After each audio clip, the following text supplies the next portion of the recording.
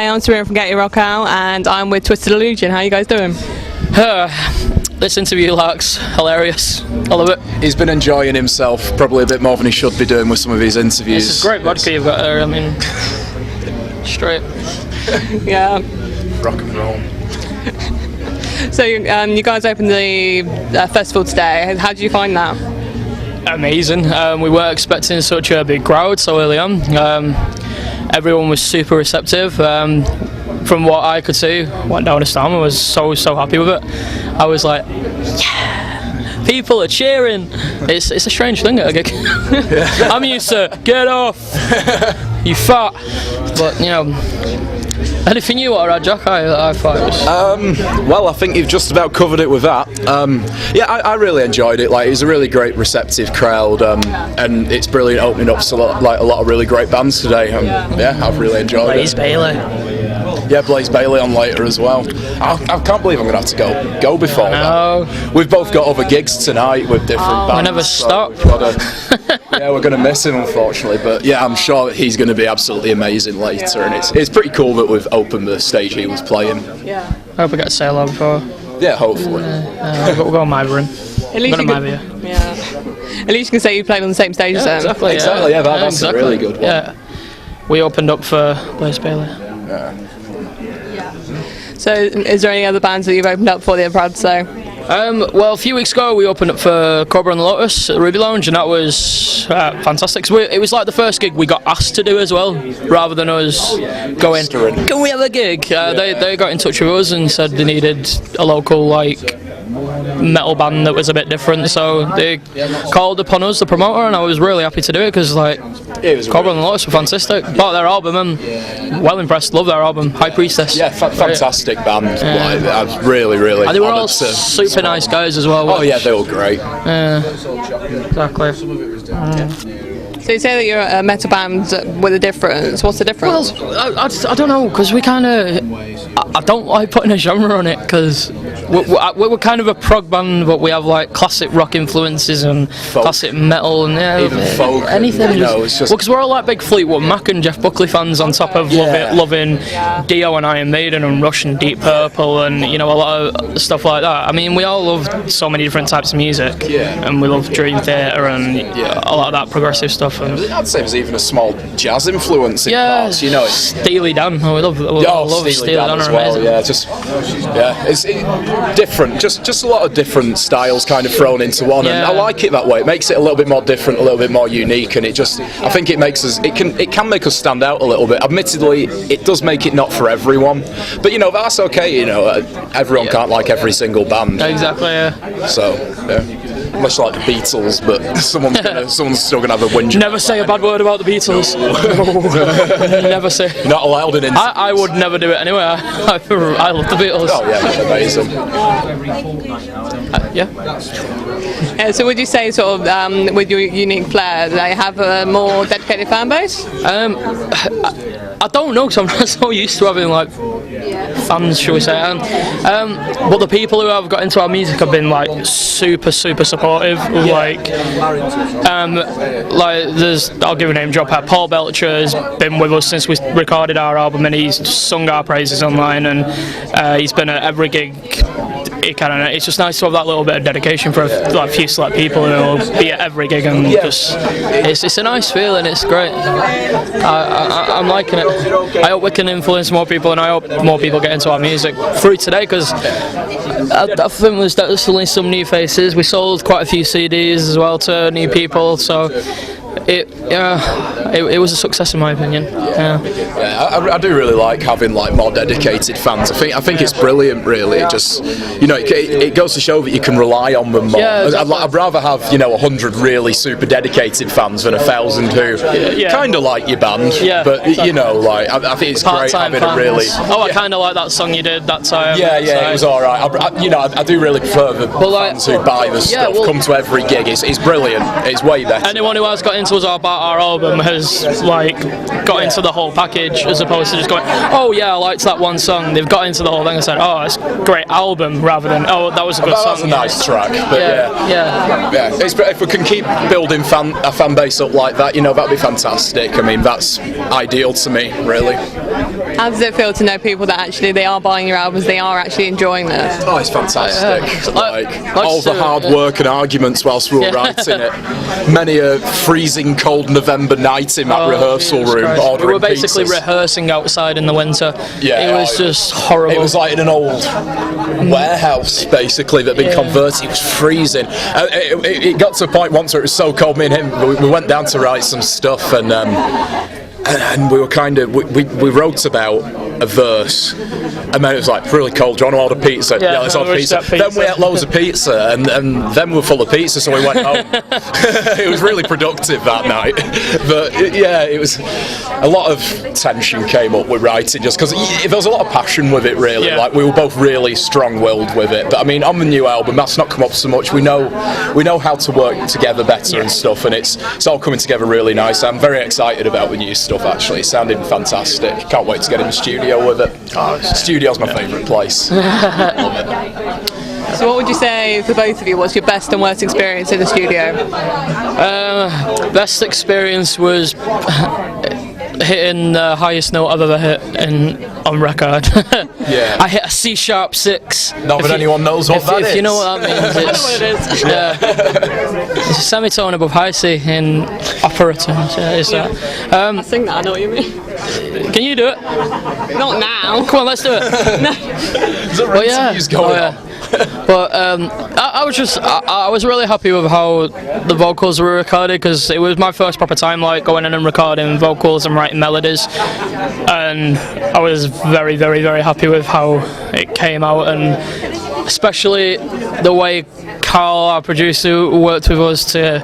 Yeah, he was amazing. He just knew how to get my voice to go where I wanted it to go, and he just had this like. Yeah, Carl was amazing. It was fantastic. Highly recommended, Carl Brewer. If anyone needs someone to produce, that's your guy. Very, very reasonable rates. Yeah, he's fantastic. Did a brilliant job. Absolutely. Yeah. I'm trying to think what my favourite bit of the time in the studio was. I'm thinking like just the whole thing. I love being in the studio. The camaraderie of it as well, like just breakfast every morning. That was great. Like there was a little sandwich shop, and they just did these like ridiculously big like breakfast buns. It was fantastic. They were about the size of my head, and it's metaphorical size as well. Like. Not like that. Not that anyone saw that because that was off camera, but it was about that big. Stodge. You need stodge to do an album. So what about worst experience tonight? Was that the cold? Worst experience in the studio. Yeah, we were at each other's throats in the studio. It was. Yeah. We were definitely a fist fight. We were definitely Lars Ulrich and James Hetfield in the studio. We were Richie Blackmore and Ian Gillan. We just didn't get along in the studio. We really didn't. We've sorted that out now. We're best friends now. Yeah. Smile for the camera. But yeah. There wasn't much bad about it. I mean, just there was a bit of tension at times, but it went really quickly because we were able to just put it aside, and it was like, come and go, we want to make this sound great. So, like, No Compromise, I believe, was written about me in the studio. We had this track. It's on the album, and we didn't have any lyrics written to it, and we'd had a bit of an argument the night before, and we got in the car going there the next morning. Our guitarist at the time, Alex, picked us up, and we were going from Matt's, and Matt wasn't speaking to him, and he was like, I wrote some lyrics, do you want to read them? I was like, alright, go on, man. He gave him, it's like I read them, and it was like, these are about me, aren't they? Yeah. Brilliant. It's a very angry sounding vocal as well. It had conviction. To be fair, it had honesty. I don't mind. Brutal honesty. Honesty gives you good songs, trust me. And also a lack of a drummer for a while. Yeah. But yeah, to be fair, it worked. Like, it came out as a really good song as a result, so I don't mind. I was really happy with that one. So you got many more gigs coming up?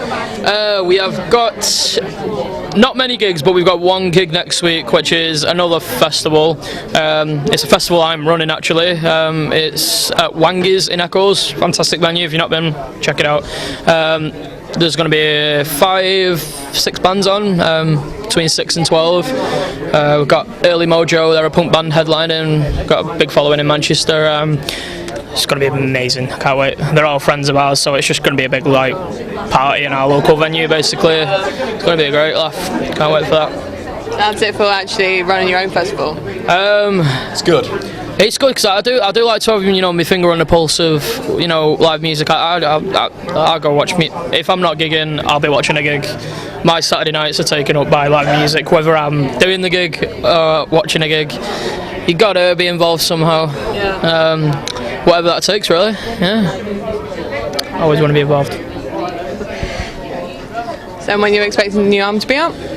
We're not putting a deadline because that's the big mistake we made last time. And that was the source of most of the arguments. Like it was really a bad idea to work to a deadline because we announced pressure. We announced the album launch before we'd booked the recording.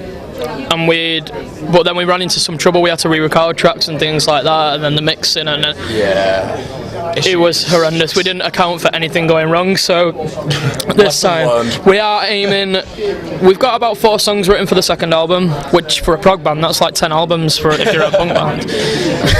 But we've got about 4 songs written at the moment, and personally I think they're a billion times better than the last album. I love the new stuff. It's sounding really great. Looking forward to recording it. We're probably going to look at recording in December, January time, but we're not going to rush a release date until we know we've got the album in our hands, and then we can plan gigs and things like that towards the summertime and maybe do some festivals and things. I really hope we play here again next year. It's been a blast. This has been a fantastic gig. Yeah, I'd happily open again next year. Oh, yeah. Brilliant. Yeah.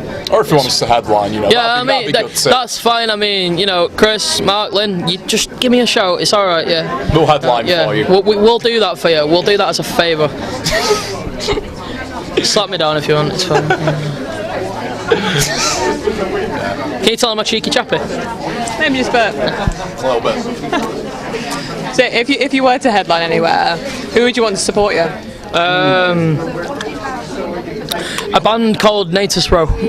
I've done some gigs with them at the moment. They're playing a festival next week with us. They supported us at a gig actually. We did a gig in that same venue, Wangies, and they were one of the opening bands, and we just randomly booked them on the off chance. We'd heard of them, blew us away, thought they were fantastic, so professional, and they just had a great wall of sound, and they only had one guitarist as well, and they just had this massive wall of clean, really crisp sound, and it was fantastic. They're like prog metal kind of. Bit heavy of an yeah, they were. They reminded me of Mastodon in a lot of ways. They had that really deep, bit more heavy melodic, sound. though. Yeah, they were great. I'd love them to support us any time if we did a gig, and vice versa. I'd quite like to support them as well. Yeah. Great band. You got to keep the community with bands, aren't you? Help support each other, and I'd like to support Cobra and the Lotus. Yeah, I'd love to go. Oops, Cobra and the Lotus again. I just spilt my drink all over myself. We just kind of brushed it under the carpet then, but I've now got wet pants, and it's not because I mentioned Cobra and the Lotus.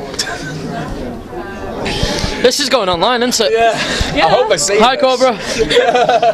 Looking forward to it. Remember me? Don't think they're going to forget you now. It's only. This is vodka. It's okay. I'm getting drunk, so it's not water. I'll blame the vodka. Yeah. No, but Cobra and the Lotus again. We would love to open up for them. Really good to all the bands on the bill as well. Yeah, they very were supportive. Fantastic. Came out, chat to everybody, stayed and watched all the bands. I can't say more for that because we've been to so many gigs where the headliners just kind of segregate themselves from everybody and kind of just, I don't know. There was no engagement, but Cobra and the Lotus, from gigs in Manchester, a relatively big band, and it was good to have that interaction with them. It was good. I enjoyed it. Yeah. So if anyone wants to check you out more, where's best to go? Facebook's our primary source of getting to know people. We've got a few songs up on SoundCloud, but we're on Twitter as well, but I don't do all that twat nonsense. It does me nutty. I don't get it either. Everyone just spams everyone. It's like you follow them, they go, like my band, like my band, like my band, and it's like, no. So It's the hashtag what gets me. I don't get it at all. Neither do I. So we'll just I'm not the only one then. So we all hate Twitter. Yeah, Twitter. Do one. Right. Facebook. Facebook's on. Get us on there. Just type in Twisted Illusion. You'll find us. We're the first band that pops up because there is actually another Twisted Illusion, but they've not released anything. And I don't know. They're from Scotland. Something like. Yeah. So and they've not messaged us complaining about stealing their band name, but we've stolen a band name. Yeah. Screw you. Wow. Confrontational. You're sticking with it now, you know. We'll have a fist fight for the name. I'll set Anthony on you. Suggested it, remember that? Yeah. Oh, I'm not going to fight. I'm rubbish. Look at me. I can't fight. Don't get me into this. You're the one who suggested it. No, yeah. We'll send Anthony. Anthony will kill him. Yeah. Yeah. Anthony knows karate. Yeah. Anthony's our guitarist. He's very into his karate, so we'll just send Ant over to fight them for the name. Guitarist or widdly superhero, as is better known now. You need to get him a cape or something. He has one. He has a cape and a hat he usually wears. He forgot them. Fortunately. See, people are requesting it. So is there anything else you want to add, guys?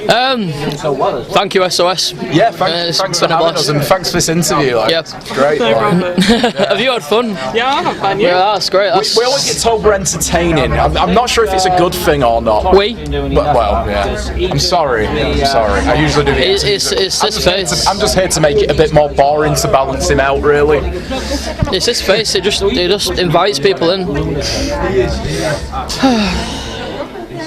Okay. Yeah.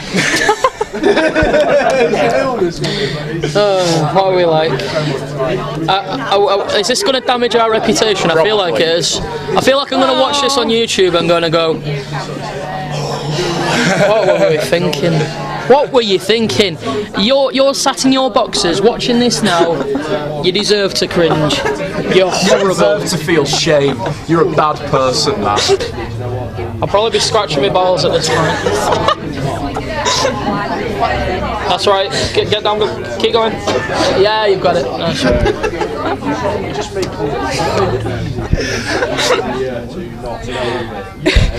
Breaking the fourth wall. Yeah. I know I'm a bloody media student. I know you should be the one who knows not to do this. That hasn't happened though.